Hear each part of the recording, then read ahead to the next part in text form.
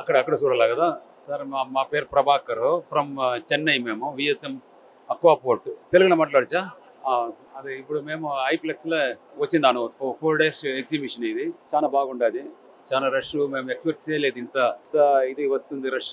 చాలా వాళ్ళ అరేంజ్మెంట్ అంతా చాలా బాగుండదు, ఎక్స్పెక్ట్ చేయలేదు. చాలా నైస్గా స్మూత్గా పోతూ ఉండదు, ఏం ఇది లేదు. చాలా పర్వాలేదు సార్, ఎంక్వైరీస్ చాలా బాగుండదు. మా దగ్గర వచ్చి reprocess material from Japan, Malaysia,